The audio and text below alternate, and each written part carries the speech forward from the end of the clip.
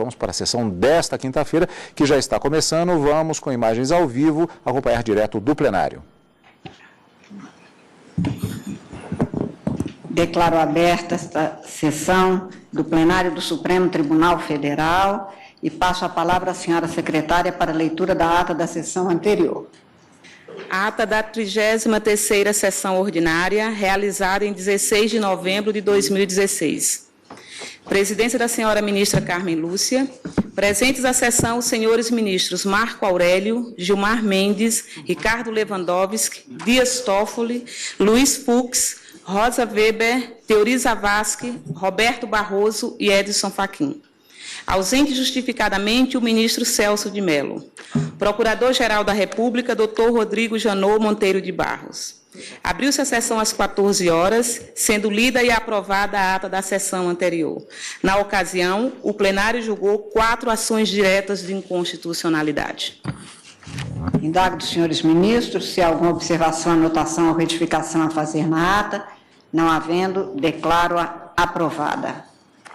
Senhores ministros, informo a vossas excelências que estão presentes neste plenário os graduandos dos cursos de Direito das seguintes instituições de ensino: Centro de Ensino Superior de São Gotardo, Minas Gerais, Centro Universitário Sesumar de Maringá, Paraná, e Faculdade das Américas de São Paulo. Sejam todos muito bem-vindos, espero que os senhores tenham algum aproveitamento nesta tarde de trabalhos.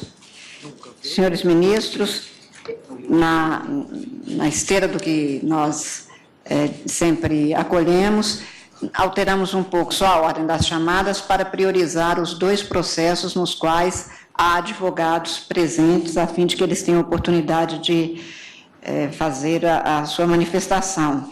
Estes 2 processos são os que constam do recurso extraordinário 705.423, relatado pelo ministro Edson Fachin, e o recurso extraordinário 553.710, de relatoria do ministro Dias Toffoli. Então, se não houver qualquer objeção, apenas esta alteração eu faria e, na sequência, chamo os processos normalmente. Eu ontem queria ter feito uma observação, mas faço agora, não com atraso, mas apenas para anotação de vossas excelências, que um dos processos julgados ontem, nós tínhamos quase, julgados mesmo, tínhamos quase 60 mil processos sobrestados, que com o nosso julgamento agora com a publicação, portanto, vamos permitir que os tribunais possam dar aplicação ao que decidimos.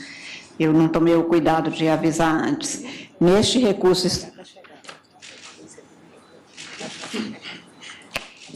o do ministro Edson Fachin, o advogado pede que está chegando ainda, a razão pela qual vou começar por esses que já estão com os advogados presentes.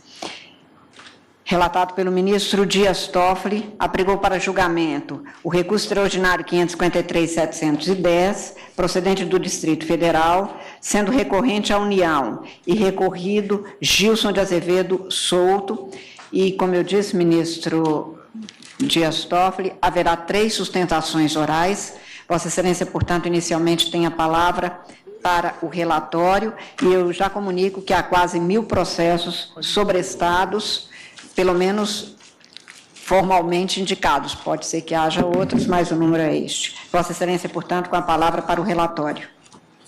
Senhora Presidente, estou fazendo distribuir já antecipadamente relatório e voto. Faço um resumo do relatório. União interpõe RE, com base na linha A, contra acórdão em que a 3ª Seção do Superior julgou mandado de segurança impetrado com fundamento no artigo 105.1, a linha B da Constituição Federal, por Gilson de Azevedo Souto, ora recorrido, contra ato omissivo do ministro de Estado da Defesa, o qual não teria dado integral cumprimento à portaria que o declarou anistiado político, e transcrevo no relatório o acórdão emendado. A ordem foi concedida para conforme se extrai do acórdão e da inicial, determinar ao Ministro de Estado da Defesa o imediato cumprimento da portaria número 84/2004 do Ministro da Defesa, que reconheceu a anistia política do impetrante, disponibilizando em seu favor a quantia de R$ 187.481,30, acrescido de correção monetária e juros de mora legais. Foram opostos declaração que rejeitou-se, insurge-se no apelo extremo contra a alegada contrariedade ao artigo 167.2 e 169, parágrafo 1º, incisos 1 e 2 da Constituição Federal, em razão da inexistência de prévia dotação orçamentária para o pagamento. Então, essa é a alegação da recorrente da União. Inexistência de prévia dotação orçamentária para o pagamento retroativo dos valores relativos à reparação econômica de anistiados políticos. Aponta ainda que a decisão recorrida afronta o princípio da isonomia, 5º e 100 da caput, uma vez estabelecido o regime de precatórios para pagamento de valores pelos quais o poder público é condenado. Depois de apresentadas contrarrazões, o recurso foi admitido na origem, subindo os autos a esta Corte. Pela decisão de Folhas, manifestei-me pela existência da repercussão geral e transcrevo a decisão do julgado no plenário virtual. O assunto foi inscrito como tema 394 da gestão da ERG, sob a seguinte descrição: recurso extraordinário em que se discute, à luz dos artigos 167.2 e 169, parágrafo 1º, incisos 1 e 2, a possibilidade ou não de determinar-se pagamento imediato em sede de mandado de segurança de valores retroativos devidos a título de reparação econômica a anistiados políticos, assim declarados com base em portaria expedida pelo Ministro de Estado da Justiça. Houve, então, a colheita do parecer ministerial. Transcrevo a ementa. Em resumo, o parecer foi no sentido do conhecimento e provimento do RE. Na sequência, a Associação Brasileira de Anistiados Políticos, ABAP, requeriu seu ingresso no feito na condição de amicus curiae, defendendo em essência, além de sua legitimidade e representatividade, a existência de recursos financeiros para o pagamento de anistiados civis e militares, a não demonstração por parte da União do integral esgotamento dos valores previstos nas leis orçamentárias anuais e o alinhamento da jurisprudência do STF ao pleito deduzido pelo recorrido. Em 31 de outubro de 2014, deferi esse pedido e determinei fosse aberta a vista às partes e ao Ministério Público a fim de que se pronunciassem sobre a petição e documentos colacionados. O recorrido ofertou suas considerações, as quais, em síntese, reiteraram as alegações da ABAP. A União também se manifestou ofertando petição e documentos, os quais, em seu entender, comprovam o equívoco da tese exposta pela associação. Em seguida, a PGR apresentou um novo parecer, reiterou o opinativo anterior. Por fim, em 16 de novembro de 2016, na data de ontem, analisei e indeferi pedido de ingresso de amicus curiae de pessoa natural. Este é, em síntese, o relatório, senhora presidente, e não tenho problema de adiantar, inclusive para fins das sustentações que serão feitas, que a minha conclusão, vou fazer a leitura do voto, a minha conclusão vai no sentido de não prover o recurso extraordinário em razão de previsões que estão nas leis orçamentárias. Então, a minha conclusão é o seguinte: havendo previsão na lei orçamentária anual, havendo a ordem, nos limites, evidentemente, daquilo que está colocado no orçamento, não há que se falar em pagamento de precatório, porque já há um destaque na lei orçamentária. Essa é a conclusão, até para facilitar as posições dos eminentes advogados que irão à tribuna, senhora presidente. Pois não. Pela União, convido a doutora Grace Maria Fernandes. Há uma substituição? Isso. Pois não. Falará pela União, portanto. Doutora Cartacho. Doutora Isadora Cartacho. Vossa Excelência tem até 15 minutos para se pronunciar. Está com a palavra. excelentíssima senhora ministra presidente do Supremo, excelentíssimos senhores ministros, boa tarde.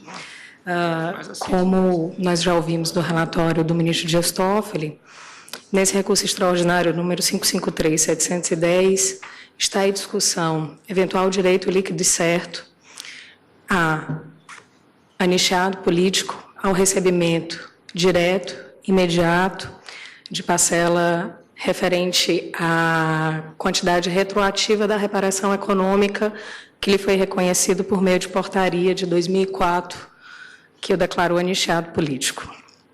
Pois bem, nós sabemos que, por força da lei número 10.559, de 2002, as reparações econômicas, as indenizações devidas aos anistiados políticos, elas podem se dar de duas formas.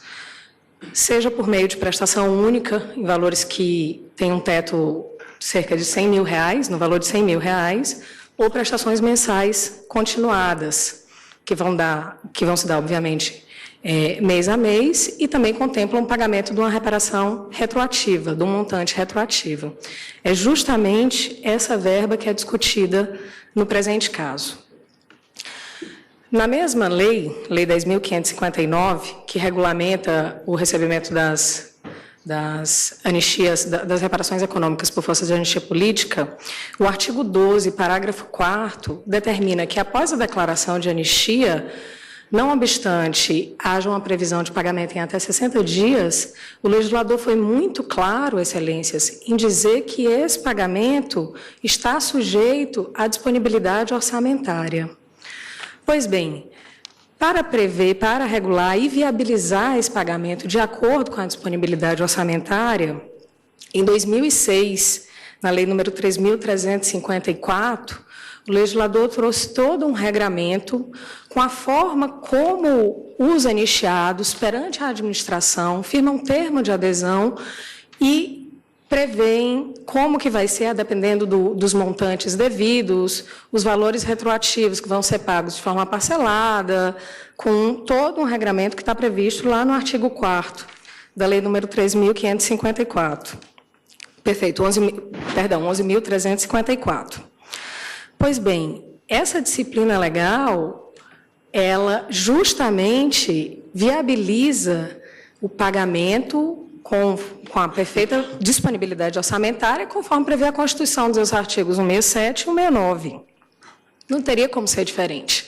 Não tem como a administração pagar sem que haja a previsão no orçamento para tanto. E a viabilização se dá justamente na forma dessa lei de 2006. Da mesma forma, caso se reconheça neste processo e nos outros semelhantes, já que estamos diante de caso de repercussão geral, caso se reconheça que será devido o pagamento imediato, nós estaremos diante de ofensa também, excelências, ao artigo 100 da Constituição, que prevê o pagamento dos débitos da Fazenda Pública via precatório. Isso nós não podemos permitir. Existe ainda uma outra questão que precisa ser tratada nesses casos. No caso concreto, nós temos uma portaria que envolve a anistia de um ex-cabo da Força Aérea Brasileira. Uma anistia que foi declarada com base na portaria 1104 de 1964. Em 2011, a administração pública, por meio da portaria número 134 de 2011, instaurou o procedimento para rever todas essas anistias, diante de indícios fortes de que inúmeras, cerca de 75% dessas anistias teriam sido concedidas indevidamente, até com casos de fraude. Inclusive, o caso do anistiado em questão, que é impetrante, recorrido neste recurso extraordinário, é objeto também desta revisão.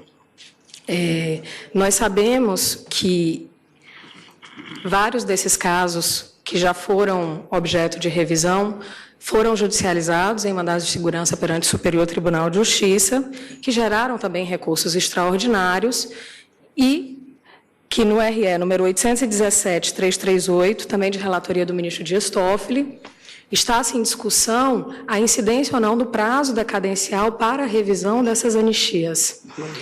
Justamente em razão disso, dessa definição, que os trabalhos no âmbito administrativo de revisão dessas portarias, eles se encontram suspensos, justamente para se aguardar a definição por esta Corte Suprema quanto ao transcurso ou não do prazo decadencial.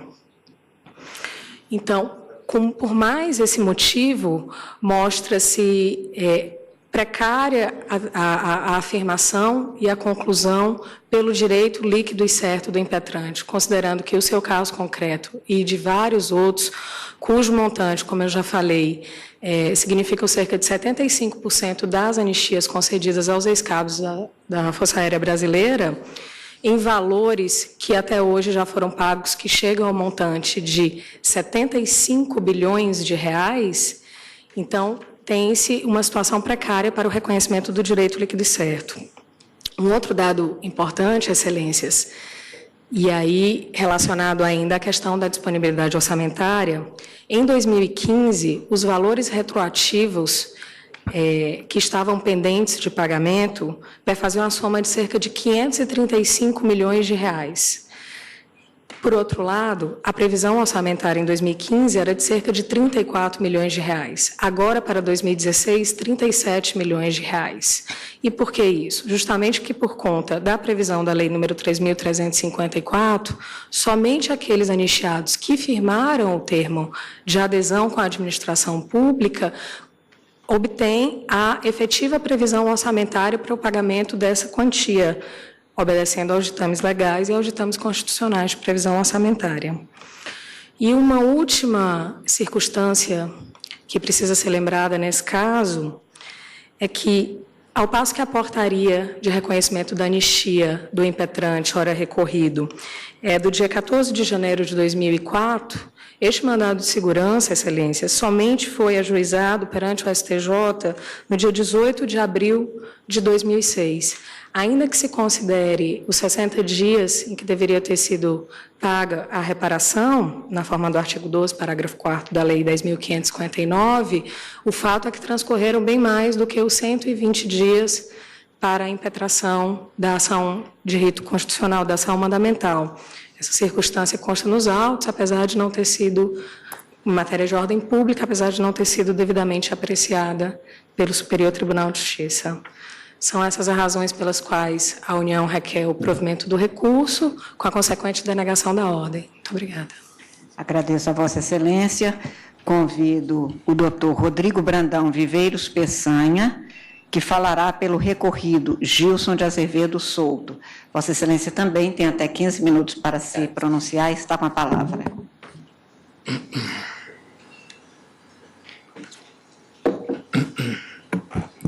Excelentíssima senhora presidente, ministra Carmen Lúcia, excelentíssimo senhor relator, ministro Dias Toffoli, excelentíssimos senhores ministros, senhoras ministras, excelentíssimo senhor subprocurador-geral da República.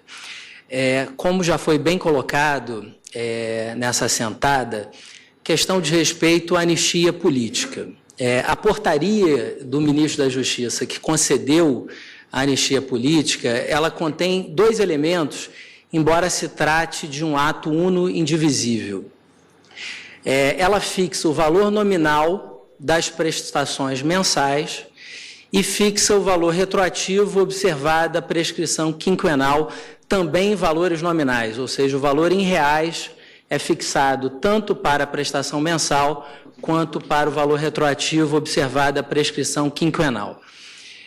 A autoridade competente para dar cumprimento a essa portaria cumpriu apenas a primeira parte da obrigação de fazer que decorre dessa portaria, que é a implantação em folha das prestações mensais. Porém, não cumpriu a segunda parte relativa ao pagamento de atrasados.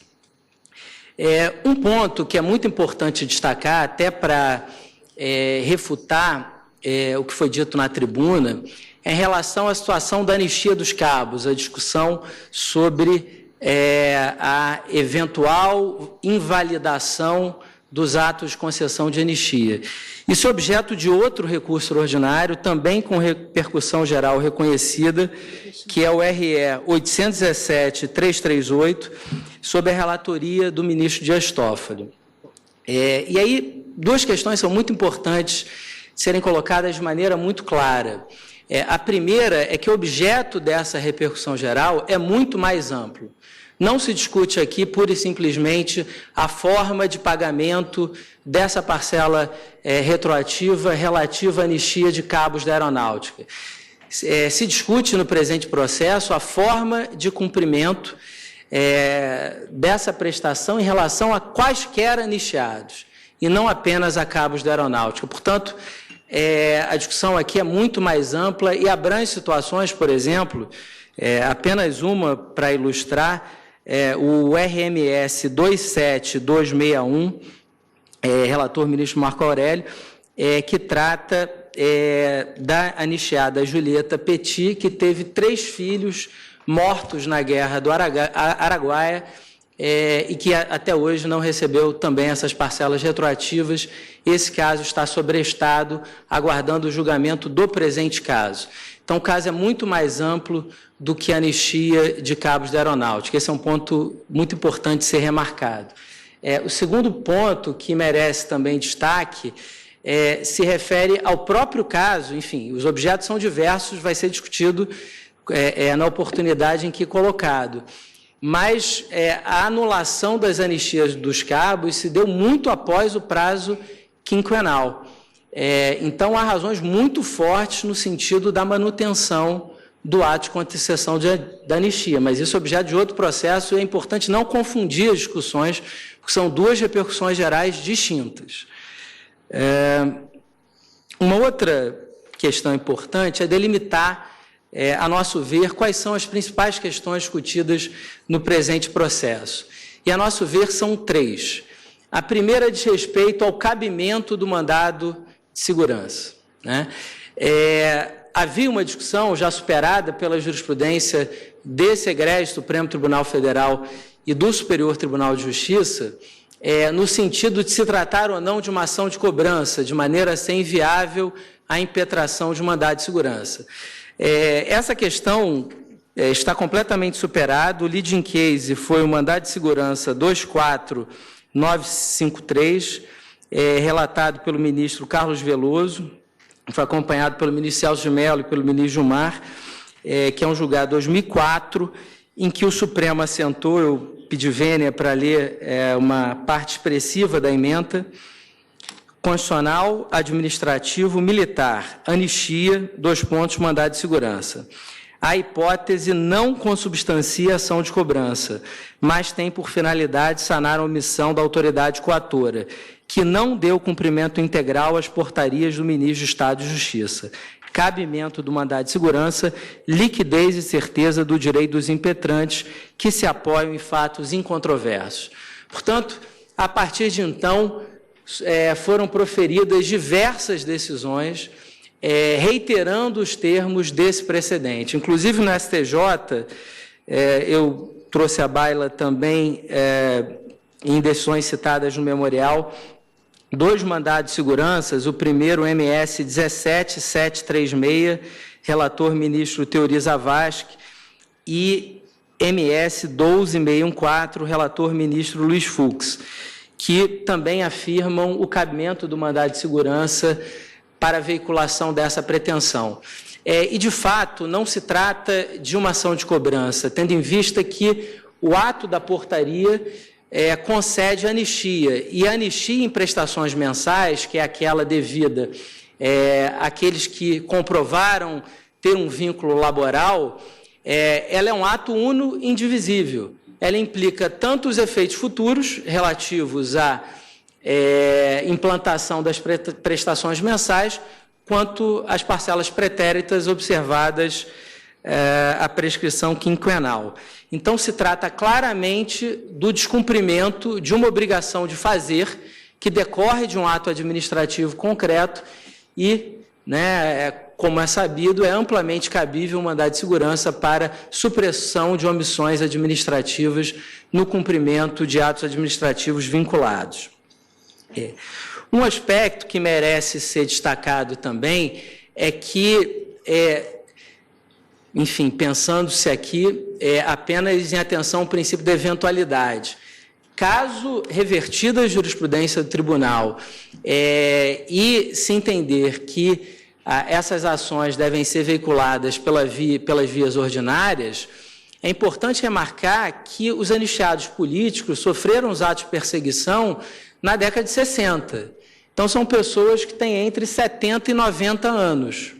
E o precedente do Supremo Tribunal Federal, esse que eu citei, é de 2004. Então, pessoas já em idade avançada, acreditando na jurisprudência do Supremo, propuseram um mandado de segurança que estão pendentes de julgamento. Então, por exemplo, essa é uma ação, a portaria do caso concreto foi expedida em 2004, até hoje não cumprida, o mandado de segurança foi impetrado à época e o recurso ordinário é 2007. Além disso, há mais de 1.000 processos na contabilidade oficial, 946 processos sobrestados, já há bastante tempo, de maneira que reverter a jurisprudência para submeter as vias ordinárias, além de ser uma reversão da jurisprudência, o que já gera prejuízo à segurança jurídica, a nosso ver, seria uma medida de extrema injustiça material em relação a essas pessoas. Em relação à questão dos precatórios, no nosso entendimento, não há óbice necessário à sistemática dos precatórios. Então, a aplicação do artigo 100 da Constituição, a nosso ver, não é um problema, não é algo que deva obstar o que é o principal, que é a efetiva percepção desses valores no âmbito dos mandados de segurança já impetrados. E, por fim, parece o argumento central da argumentação do recurso ordinário da União, o argumento da reserva do possível, da ausência de dotação orçamentária suficiente. Em relação a esse argumento, eu gostaria, já caminhando para o final, fazer 3 objeções essenciais. A primeira é que, no recurso ordinário da União, com todas as vênias devidas, o cálculo feito é bastante singelo, ou seja, a partir de dados unilaterais colhidos, se tem um número de ações judiciais e um valor médio de valor econômico envolvido em cada uma delas, multiplica-se o número dessas ações judiciais pelo valor econômico médio, obtém-se um valor e deduz-se esse valor pela dotação orçamentária de um determinado exercício. É evidente que, nesses termos, ações que implicam, enfim, que têm implicações pecuniárias contra a fazenda pública, nenhuma teria dotação orçamentária. E essa lógica viola a própria sistemática dos precatórios. É como se pudesse supor que todas as ações judiciais iriam transitar em julgado e serem executadas no mesmo exercício financeiro. E se fosse possível prever que exercício financeiro é esse, ou seja, isso, além de lógico, viola a sistemática dos precatórios, que pressupõe que, de acordo com o trânsito em julgado e as execuções, os precatórios sejam expedidos e aí incluídos em orçamento. Então, esse é um primeiro ponto. O segundo ponto é que a petição da ABAP, amicus curiae, demonstrou, a partir de dados extraídos da própria União, leia-se da Lei Orçamentária da União e do Portal da Transparência, que não só há dotação orçamentária, como tem sobrado dotação orçamentária, que o nível de execução da dotação orçamentária específica para fins de concessão da anistia política é baixíssimo, ou seja, o volume devolvido ao orçamento da União é muito mais alto do que o volume efetivamente gasto. Então, o argumento de que não há dotação orçamentária suficiente, ele é despido de base empírica, como a petição do amicus curiae, a nosso ver, demonstrou de maneira muitíssimo clara. E, por fim, uma nota sobre o argumento da teoria da reserva do possível. É muito perigoso o uso unilateral e, de certa forma, sem critério, com todas as vênias devidas, da teoria da reserva do possível. E é importante remontar a origem, o caso que deu origem a essa teoria, para se entender que o presente caso não poderia ser mais diverso.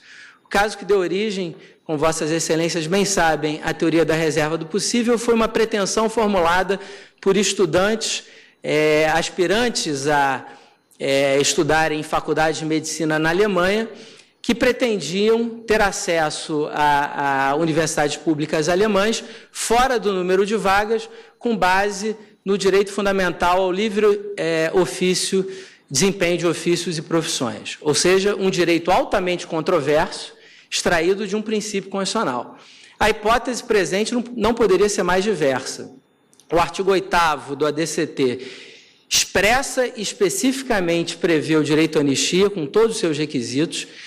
A lei regulamentadora, que densifica também a mais não poder o direito à anistia política. As leis orçamentárias sucessivamente previram dotações que, repito, foram mais do que suficientes, sobraram, dinheiro foi devolvido ao orçamento da União, e há um ato administrativo concreto da lavra da autoridade competente, que é o ministro de Estado da Justiça, que reconheceu a impetrante o direito à anistia, ou seja, maior densificação do direito, maior liquidez e certeza do direito, impossível. E o uso do argumento da reserva do possível nessa hipótese, sem uma comprovação empírica da ausência de dotação orçamentária, quando, na verdade, repito, empiricamente a sobra de recursos orçamentários, geraria não um consequencialismo que é bem-vindo, sobretudo em momentos de crise financeira, mas um consequencialismo inconsequente, né? Um consequencialismo que minaria as bases do Estado Democrático de Direito, porque implantaria uma espécie de estado de exceção financeira em que, com todas as vênias devidas, bastaria o ente público alegar ausência de recursos orçamentários sem prová-lo para um direito tão concretamente demonstrado não ser implementado. Com todas as vênias devidas, seria uma espécie de argumento trunfo ao contrário, né? Ao contrário do que concebeu Ronald Dworkin. Ao invés dos direitos serem vistos como argumentos morais que derrotam outros argumentos políticos, o argumento financeiro não provado derrotaria direitos morais. E a importância da anistia em matéria de justiça de transição para reparar injustiças cometidas durante regimes autoritários é notável. Então, com base nessas razões, o recorrido, respeitosamente, a opiniões em contrário, pede que seja desprovido o recurso extraordinário e mantida na íntegra a decisão do STJ. Agradeço a Vossa Excelência e convido o doutor Marcelo Pires Torreão a se manifestar pelo Amicus Curiae, Associação Brasileira de Anistiados Políticos. Vossa Excelência também terá até 15 minutos para se pronunciar. Tem a palavra. Muito obrigado, senhora presidente, ministra Carmen Lúcia, excelentíssimo senhor ministro relator Dias Toffoli, senhores ministros e ministras que integram essa Corte Suprema, senhoras e senhores presentes, boa tarde.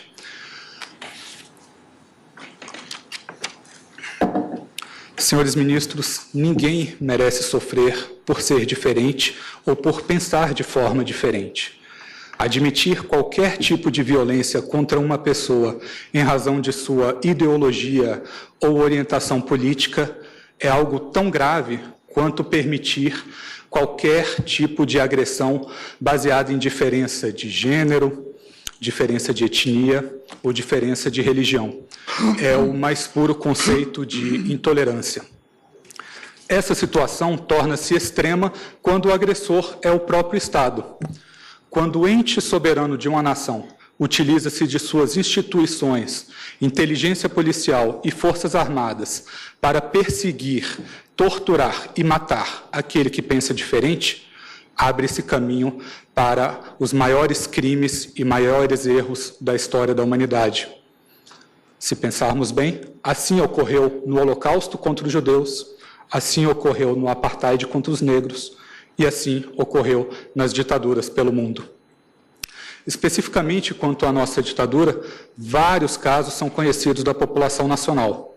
Artistas que foram censurados, pensadores que foram buscar exílio fora do país, como Darcy Ribeiro ou o sociólogo Betinho, pessoas que foram torturadas e assassinadas por agentes estatais, como o jornalista Vladimir Herzog, como o estudante Onestino Guimarães e como o filho de Zuzu Angel, Stuart, que foi amarrado aos pés de um veículo e arrastado por quarteirões até que seu corpo ficasse inteiramente esfolado.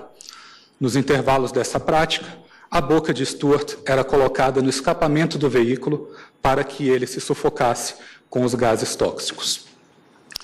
O caso, que foi muito bem lembrado pelo advogado que me antecedeu na tribuna, da Julieta Petit, também é igualmente grave. Ela perdeu 3 filhos para a ditadura, mas de forma extremamente grave. O primeiro filho, Jaime, foi decapitado. A cabeça dele foi entregue a um comandante do Exército.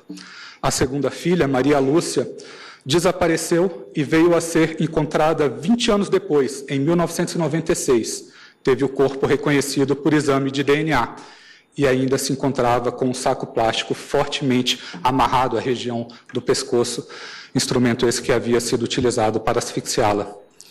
O terceiro filho desapareceu e dele não se teve mais qualquer notícia. Esse caso que acabei de narrar foi objeto de condenação do Estado brasileiro perante a Corte Interamericana de Direitos Humanos, porque o Estado brasileiro não havia empenhado esforços em localizar os corpos e também não havia cumprido integralmente com a sua própria anistia, na forma prevista pelo legislador pátrio, porque, embora paga a prestação mensal, ainda se encontrava pendente, e ainda está pendente, a parte retroativa.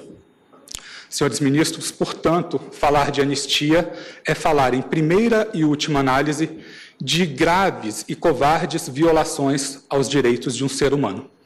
E qual a forma que o legislador pátrio previu para reparar esses danos, para pedir essa espécie de perdão àqueles que foram prejudicados pela ditadura? O legislador trouxe, no artigo 6º, parágrafo 6º da Lei 10.559, a atual Lei de Anistia, a previsão de uma indenização em prestação mensal e com 5 anos de retroativo. E o artigo 12, parágrafo 4º dessa mesma lei, estabelece que essas obrigações devem ser cumpridas no prazo de 60 dias. Aqui eu abro um parêntese. O legislador, ele fala do cumprimento integral da portaria de anistia. Ele não restringe esse cumprimento à parcela mensal. Ele não restringe o cumprimento da parte retroativa a quem aderir aos termos da Lei 11.354, fazendo um acordo para receber os retroativos parcelados em 9 anos, sem juros ou correção monetária. O legislador fala em um cumprimento único, integral, da portaria de anistia, quanto à parte mensal e à parte pretérita, observando-se a disponibilidade orçamentária. E onde reside a disponibilidade orçamentária?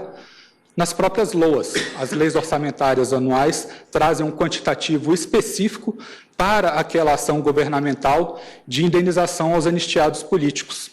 Não há prova mais robusta de disponibilidade orçamentária do que as próprias LOAs, que trazem um quantitativo direcionado a essa ação governamental. A União não trouxe uma contraprova para mostrar que aquela quantidade de orçamento prevista em cada exercício financeiro foi esgotada ao término de cada ano. Seria difícil para a União saber quanto que foi gasto com a anistia política em cada ano? A resposta é negativa. Atualmente nós vivemos a era da transparência, de forma que todos os gastos governamentais são públicos, acessíveis a qualquer cidadão, e deve ser assim. Por isso, qualquer cidadão pode saber quanto que o governo gasta com determinada ação. E foi esse o trabalho realizado pela Amicus Curiae. Reunir todas as leis orçamentárias anuais e saber quanto que foi gasto em cada exercício financeiro. Permitam-me um exemplo. No ano de 2004, que é o ano em que foi editada a portaria do recorrido, as LOAs previam 78 milhões de reais para indenizações aos anistiados. E segundo informações do Portal da Transparência, que é de responsabilidade da Controladoria Geral da União, a CGU, portanto estamos falando de dados do governo, Em 2004 foi gasto 10 milhões com todo tipo de anistiados políticos. A subtração resulta em 68 milhões de reais só no orçamento de 2004. Um outro caminho que pode ser feito: o portal Contas Abertas, que é alimentado com informações do CIAF, o Sistema Integrado de Administração Financeira, portanto, mais uma vez estamos utilizando dados do próprio governo. Ele traz um somatório de todas as leis orçamentárias, desde que a lei de anistia foi editada no ano de 2002, e tudo que foi gasto desde então. O portal Contas Abertas informa que as leis orçamentárias previram 8 bilhões de reais para o pagamento de anistiados políticos ao longo desses anos, e informa que 5 bilhões foram gastos ao longo desse período. Ou seja, nós temos uma totalização de 3 bilhões de reais de disponibilidade orçamentária. Isso explica porque, ano após ano, esses valores retornam em superávit orçamentário aos cofres do Tesouro Nacional, e explica por que a União não se utilizou desses dados públicos disponíveis para qualquer cidadão. Mas, senhores ministros, não estamos aqui a falar de bilhões. A ministra-presidente bem lembrou, no início da sessão, que são 946 processos sobrestados. Então, são 946 pessoas que acreditaram no judiciário para fazer valer o cumprimento integral da portaria de anistia. As outras dezenas milhares de pessoas aderiram aos termos da Lei 11.354, fizeram um acordo para receber aqueles valores retroativos, parcelados em 9 anos, sem juros e sem correção monetária, porque precisavam do dinheiro. Então, segundo informação do Ministério da Justiça, e confirmada pela AGU nos próprios autos, o valor médio de um retroativo de anistiado político é de R$ 200 mil. O próprio recorrido busca o cumprimento da sua portaria de anistia, que é de R$ 186 mil. Portanto, se nós multiplicarmos pela quantidade de processos sobrestados, nós vamos chegar em 2% de tudo que havia sido previsto nas leis orçamentárias anuais. Senhores ministros, essas questões que integram esse recurso extraordinário já foram apreciadas pelas 2 turmas dessa Corte Suprema. Na primeira turma, essa questão foi analisada no recurso ordinário em mandado de segurança número 26.947, que possui relatoria e votos brilhantes da eminente ministra Carmen Lúcia e um voto igualmente completo do eminente ministro Ricardo Lewandowski. Na segunda turma, essa matéria foi analisada no recurso ordinário em mandado de segurança número 24.953, cujo julgamento foi presidido pelo eminente ministro decano, Celso de Mello, que votou conforme a orientação que ora se defende, e votou no mesmo sentido, naquele julgamento, o eminente ministro Gilmar Mendes. Essa jurisprudência, que existe aqui na Corte Suprema desde 2004, levou o STJ a prolatar centenas de acórdãos na mesma direção. Desses acórdãos, vários são de relatoria dos eminentes ministros Luiz Fux e Teori Zavascki, que seguiram em seus votos a mesma orientação dessa Corte Suprema e agora integram essa Corte Maior. Portanto, senhores ministros, o que se pede nessa oportunidade guarda coerência, fina sintonia com a jurisprudência já existente dessa Corte Suprema. Senhores ministros, o pagamento final nos processos que nasceram no STJ e transitaram em julgado antes desta repercussão geral, sempre se deu por meio de precatórios. O STJ ele concedia a ordem porque a ilegalidade era patente, já que o pagamento deveria ter sido feito em 60 dias. Mas dizia que, se a União não cumprir automaticamente, que se requisitaria o precatório. Então, basicamente, nós temos esse trâmite. Exige-se o trânsito em julgado da fase de conhecimento do mandado de segurança. Posteriormente, o anistiado individualmente ajuiza uma execução em mandado de segurança, uma execução contra a Fazenda Pública, que também deverá transitar em julgado, para apenas depois o ministro-presidente do STJ solicitar o pagamento dessas verbas mediante inclusão em precatório. E se há requisição de precatório, a inclusão no programa orçamentário subsequente, não há qualquer surpresa, não há qualquer descontrole orçamentário para a União. Acontece como ocorre em todos os outros casos em que há uma condenação contra a Fazenda Pública. Senhores ministros, eu termino essa sustentação oral trazendo uma curiosidade de direito comparado. Os valores que nós pagamos para os nossos anistiados políticos, ele representa cerca de 3 vezes menos do que o governo do Chile paga para as vítimas da ditadura Pinochet, segundo informações da Comissão Ballet, do próprio governo chileno. E esses valores são cerca de 40 vezes menos do que o governo da Alemanha paga atualmente para as vítimas do Holocausto. Nós estamos falando aqui no universo de aproximadamente 50 mil beneficiários, tanto aqui, quanto no Chile, quanto na Alemanha. Portanto, senhores ministros, a anistia não é um favor do Estado, é uma justa reparação pelos graves danos que causou. Pessoas perderam seus sonhos, seus empregos, seus anos de permanência aqui no Brasil, suas famílias e suas próprias vidas para um bem maior, para uma democracia. E hoje nós podemos ter manifestações livres na rua, poderemos ter um judiciário independente e uma imprensa com ampla liberdade, porque essas pessoas se dedicaram por nós. Essas pessoas que aqui eu chamo de pais e mães da democracia não podem ser esquecidos, porque a justiça de transição pressupõe justamente essas 2 etapas, essas 2 dimensões. Primeiro, se reparar os danos àqueles que sofreram, para, em seguida, construir-se uma memória e evitar que jamais atos tão brutais voltem a se repetir. Nós precisamos avançar nessa primeira etapa de justa reparação dos danos e construir uma verdadeira democracia no Brasil. Eu agradeço pela atenção dos senhores ministros e registro a minha honra em vir defender direitos tão relevantes. Muito obrigado. Agradeço a Vossa Excelência e devolvo a palavra ao eminente ministro Dias Toffoli, relator. Senhora Presidente, primeiro eu cumprimento e agradeço a Vossa Excelência de ter pautado esse caso, e como foi dito da tribuna, e é notório, envolvem pessoas que buscam a justiça e que já estão naquela fase de vida que, até por lei, tem preferência legal nos seus julgamentos. Também cumprimento as sustentações orais muito bem postas na tribuna de maneira bastante leal e objetiva. E até aqui faço um registro a respeito da posição da douta Advocacia Geral da União, sempre bastante combativa e presente, mas que no caso concreto realmente veio meio que, desculpe o termo que vou usar, doutora Grace, mas um tanto quanto constrangido para defender esta causa em nome da União. Eu leio aqui o que já consta no relatório, mas omiti inicialmente, a ementa do acórdão do superior. Mandado de segurança, anistia política de militar, aviso ao ministro da Defesa para providências. Esse aviso vai do ministro da Justiça. Omissão.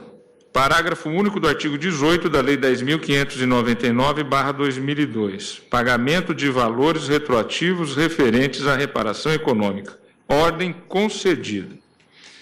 Tendo o impetrante sido declarado anistiado político por portaria do Ministro de Estado da Justiça, a falta de cumprimento da determinação de providências por parte do Ministro de Estado da Defesa, no prazo previsto no parágrafo único do artigo 18 da Lei 10.599 de 2002, caracteriza omissão ilegal, que viola direito líquido e certo. Item 2 do superior. Apesar de configurada a ilegalidade pelo descumprimento da portaria que reconheceu a condição de anistiado político, esta Corte, no julgamento de várias ações mandamentais aqui ajuizadas, decidiu não ser possível determinar o pagamento de valores retroativos referentes à chamada reparação econômica, diante da vedação constante nos enunciados 269 e 271 da súmula do Supremo Tribunal Federal. Item 3, e aí foi citado e lido da tribuna esse precedente do ministro Carlos Veloso, que está na ementa do superior. Ocorre, contudo, que o Supremo Tribunal Federal, apreciando o recurso ordinário contra uma dessas decisões do superior, acabou por decidir que a hipótese não consubstancia ação de cobrança, mas tem por finalidade sanar omissão da autoridade coatora, que não deu cumprimento integral às portarias do ministro de Estado da Justiça, RMS 24953-DF, relator ministro Carlos Veloso. Item 4. Acatando essa compreensão, a terceira sessão do Superior Tribunal de Justiça, modificando o anterior entendimento sobre o tema, passou a deferir pedidos veiculados em mandados de segurança para determinar o pagamento de valores pretéritos relativos à aludida reparação econômica a que têm direito os anistiados, ordem concedida. Então, é essa a decisão que a União interpôs recurso extraordinário. A decisão do superior enfrentou a questão da decadência. No RE, ela não foi colocada. Em nenhum momento foi colocado no RE ou foi retomado, então eu tenho isso como já resolvido no âmbito do superior e não é objeto do enfrentamento no RE. Faço essa referência porque foi posta da tribuna, mas ela não está colocada no recurso. Pois bem, eu vou tentar fazer uma leitura resumida do voto, senhora presidente. Trata-se de controvérsia sobre o pagamento retroativo de prestação mensal legalmente reconhecida em razão da existência de declaração de anistiado político-militar. Aponta o apelo extremo haver no acordo objulgado violação dos princípios da legalidade das despesas públicas nos termos do 1672 e 169, parágrafo 1º, incisos 1 e 2 da Carta, e também da isonomia, tendo em vista que os débitos devem ser, em regra, submetidos ao regime do precatório. Vou um pouco mais adiante e digo que importa também para a compreensão dos objetos recursais conhecer dos pedidos e das causas de pedir mencionadas na inicial do mandado de segurança. A impetração pediu a concessão da segurança fundado nos seguintes argumentos. Primeiro, o autor da ação mandamental foi declarado anistiado político pela terceira Câmara da Comissão de Anistia, com a posterior chancela do ministro de Estado da Justiça, que fez publicar a portaria número 84/2004, mediante a qual se reconheceu seu direito à contagem de tempo de serviço para todos os efeitos, até a idade limite de permanência na ativa, assegurando-lhe as promoções à graduação de segundo sargento, com os proventos da graduação de primeiro sargento e as respectivas vantagens, e concedendo-lhe reparação econômica em prestação mensal permanente e continuada no valor de R$ 2.668,14, e efeitos retroativos desde 27 de janeiro de 98 até a data do julgamento, em 5/12/2003, o que totalizaria 70 meses e 8 dias, o que faz, no caso concreto, um total de R$ 187.481,30. E realmente, como foi dito da tribuna, aqui nós não estamos diante de valores astronômicos. 2. O ministro de Estado da Justiça encaminhou aviso ao ministro da Defesa, comunicando-lhe sobre sua decisão de anistiar o impetrante, no intuito de que fossem tomadas as providências necessárias. 3. A disponibilidade orçamentária. Aqui é fundamental. A disponibilidade orçamentária. Havia disponibilidade orçamentária nos termos da Lei 10.726 de 2003, para fazer frente a esses valores, inclusive os retroativos. Por fim, sustentou o impetrante que o ministro de Estado da Defesa vem cumprindo tão somente a parte da determinação contida na portaria de reparação econômica em prestação mensal, permanente e continuada, mas que, decorridos mais de 2 anos da publicação da portaria 84/2004, o ministro de Estado da Defesa, até o presente momento, não tomou nenhuma providência com vistas a cumprir integralmente os ditames da portaria com o pagamento relativo aos valores retroativos. Neste recurso extraordinário, a União insiste em afirmar que os pagamentos das despesas dessa ordem devem ser efetuados com a ressalva de existir dotação orçamentária para tanto, conforme o estabelece o artigo 12, parágrafo 4º da Lei 10.559 de 2002, e que, apesar de todos os anos serem reservados valores para efetivação dos referidos pagamentos, não são eles suficientes, sendo que muitas vezes são solicitadas aberturas de créditos adicionais ao órgão competente. Também alegou que, em razão da insuficiência das dotações, restringe-se o adimplemento às prestações mensais únicas ou continuadas, o que inviabiliza o pagamento dos valores retroativos. E, por fim, conclui a União que o ministro de Estado da Defesa tem cumprido, no âmbito da determinação legal e constitucional, as obrigações estabelecidas conforme disponibilidades orçamentárias constantes da Lei Orçamentária Anual. Destaco o seguinte fato, de que a questão atinente à decadência do direito de impetração do mandamus, em que pese tenha sido ventilada pela União em sua manifestação junto ao STJ, aqui eu já fiz essa, não foi objeto do RE. E eu digo que este recurso extraordinário, na meu ver, como já havia adiantado, não merece prosperar. Como se sabe, a declaração de anistiado político é conferida em favor daqueles que, no período de 18 de setembro de 1946 até 5 de outubro de 1988, sofreram prejuízos em decorrência de motivação exclusivamente política por meio de ato de exceção. O regime jurídico para este grupo de injustiçados foi estabelecido no artigo 8º caput do ADCT e transcrevo o dispositivo legal, omito a leitura. Para regulamentar o dispositivo do ADCT, o Congresso Nacional aprovou a conversão da MP 65 de 2002 e promulgou a Lei 10.559 de 2002, que trata do regime do anistiado político.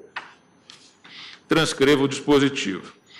Nessa conformidade, eu digo que, ao ter reconhecida sua condição de anistiado político, o beneficiado passou a ter direito à reparação econômica de caráter indenizatório, que pode ser paga em prestação única para aqueles que não puderem comprovar vínculos com a atividade laboral, artigo 4º da lei, ou em prestação mensal permanente e continuada, artigo 5º.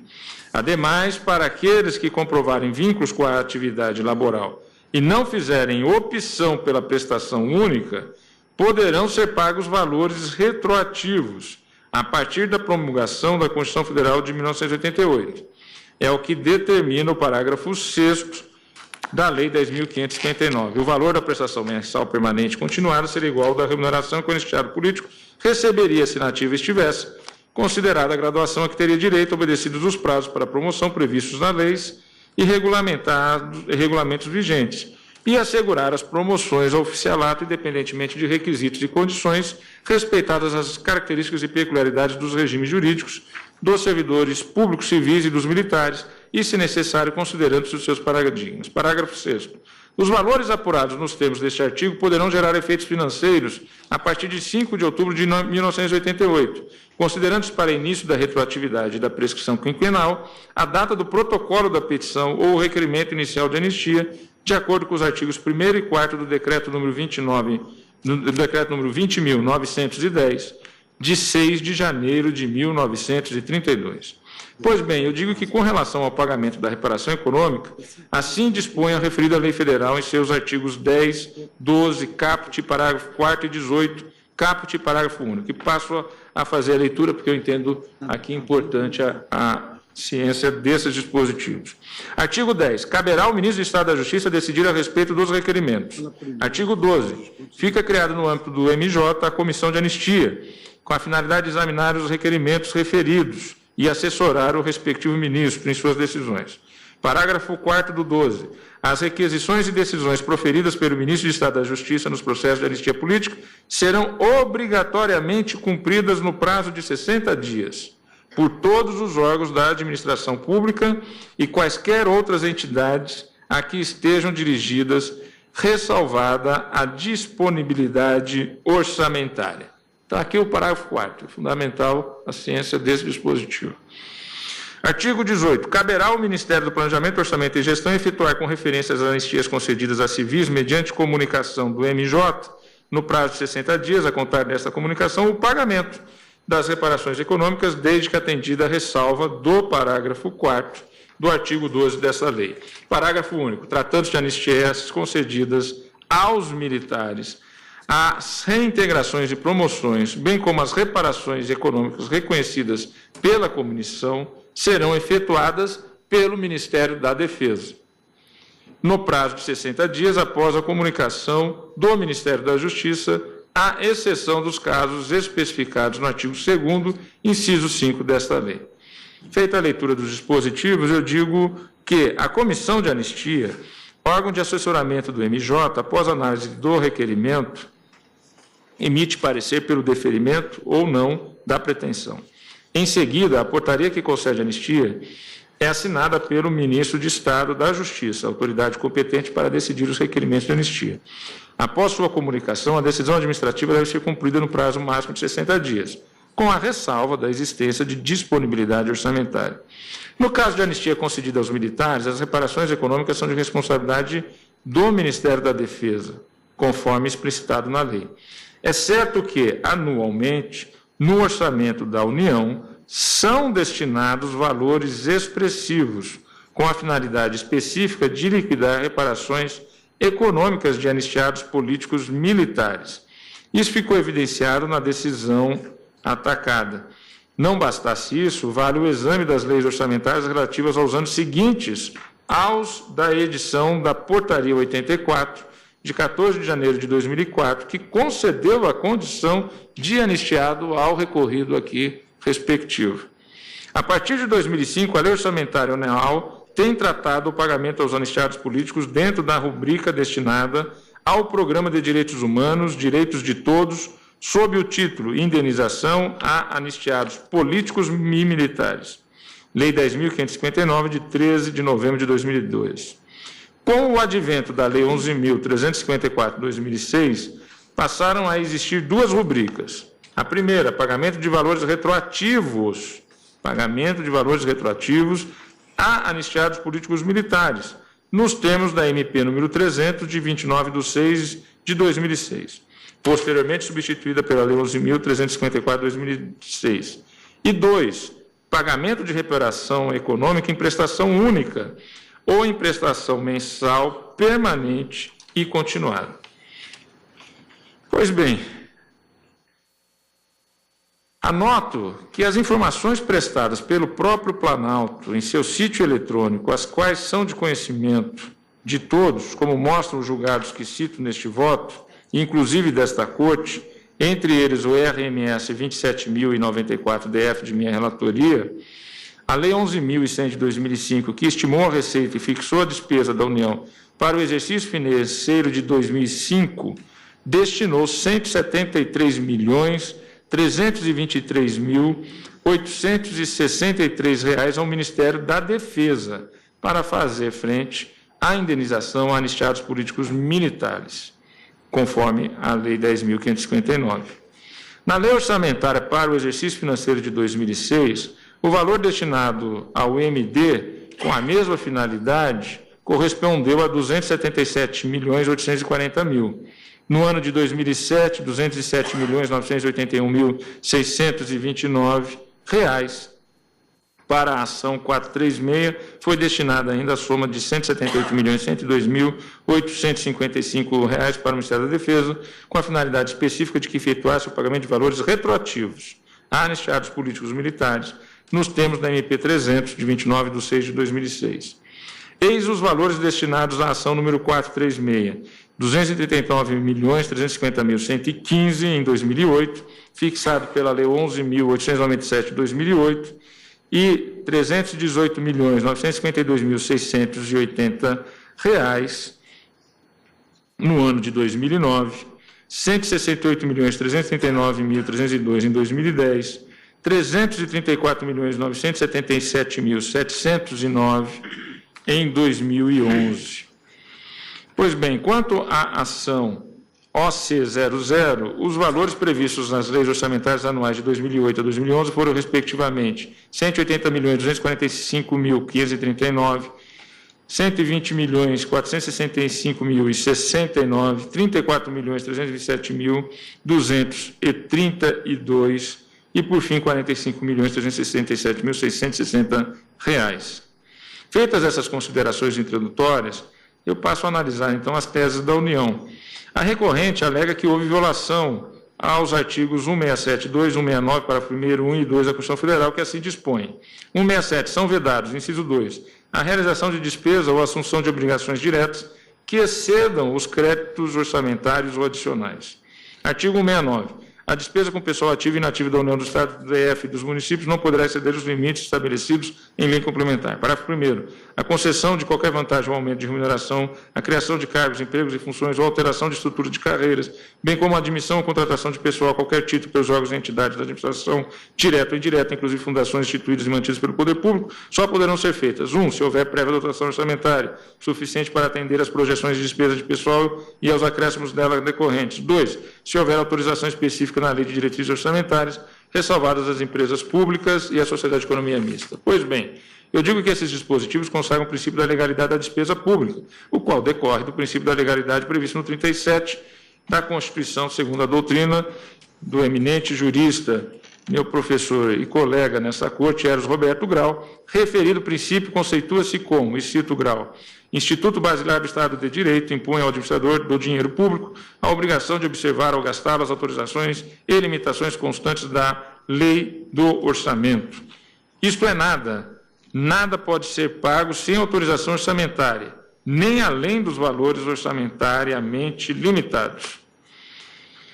E cito a fonte. Pois bem, por isso digo que a administração pública deve atuar de acordo com parâmetros e valores determinados pela LOA, que, por sua vez, deve estar adequada à LDO e ao plano plurianual em respeito às hierarquias da integração normativa na respectiva área do direito financeiro público.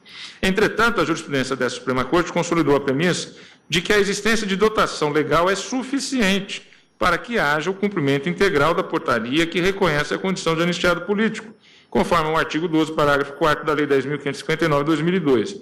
Demonstrada, portanto, a existência de dotação orçamentária decorrente de presumida legítima programação financeira da União, pela União, não se visualiza, no presente caso, afronta ao princípio da legalidade da despesa pública ou às regras constitucionais que impõem limitações às despesas de pessoal e concessões de vantagens e benefícios pessoais, já havendo precedente desta Corte nesse sentido. E cito o recurso em mandado de segurança provido da relatoria da ministra Carmen Lúcia, RMS de número 26.899, DJ de 6 de agosto de 2010. Destaco da ementa o item 3. Demonstrada a existência de prévia dotação orçamentária, não há afronta ao princípio da legalidade da despesa pública. Pois bem, nessa linha de julgamento, a recusa de incluir em orçamento o crédito previsto na portaria 84/2004 do MJ afronta o princípio mesmo da dignidade da pessoa humana, no caso concreto destas anistias, por se tratar de cidadãos cujos direitos foram preteridos por atos de exceção política, foram admitidos com anos de atraso pelo poder público, não podendo esse se recusar a cumprir a reparação econômica reconhecida como devida e justa pelo Parlamento e depois, posteriormente, no caso concreto, por procedimento administrativo instaurado com essa finalidade. A despeito de a própria doutrina reconhecer a dificuldade de delimitação do âmbito de proteção da dignidade e dos direitos fundamentais, não há dúvida de que a opção do legislador, ao normatizar e garantir os direitos a esses anistiados, foi de propiciar àqueles que tiveram sua dignidade destroçada pelo regime antidemocrático outrora instalado em nosso país, um restabelecimento mínimo a essa dignidade. Cito teoria jurídica a respeito do tema e digo que, havendo o preenchimento desses pressupostos, quais sejam o reconhecimento do débito pelo órgão da administração em favor do anistiado e a destinação de verba em montante expressivo em lei, não há como se acolher nos presentes autos a tese de inviabilidade do pagamento pela ausência de previsão orçamentária para o atendimento da pretensão. Por oportuno, apenas para informar sobre a dinâmica adotada pelo Poder Público, convém ressaltar que em 2006 foi promulgada a Lei 11.354 de 2006, que autorizou o Poder Executivo, na forma e condições estipuladas, a pagar valores devidos aos anastiados políticos de que trata a Lei 10.559, de 13 de novembro de 2002, e instituiu o chamado termo de adesão.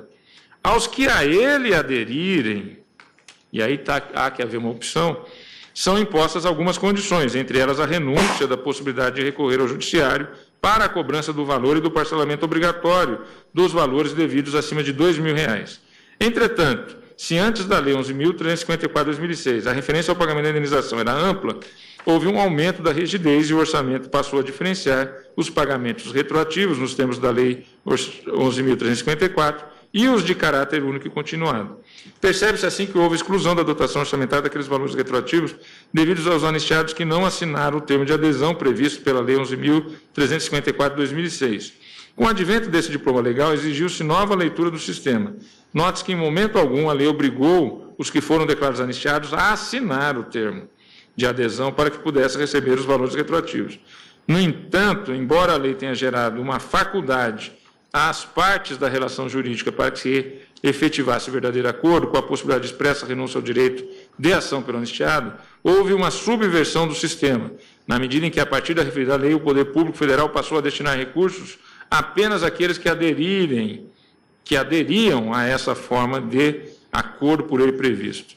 Acerca do tema, o Supremo Tribunal Federal, em decisão da segunda turma, RMS 27.904, de minha relatoria, decidiu que admitir a limitação da dotação orçamentária para a satisfação dos efeitos retroativos da concessão de reparação econômica somente aos anistiados que firmaram o termo de adesão nos termos da Lei 11.354, de 2006, conforme alegado pela autoridade impetrada, e a determinação da ação número OC01 levaria ao reconhecimento da sujeição compensória do anistiado político ao parcelamento previsto nos termos do que fixou a douta maioria.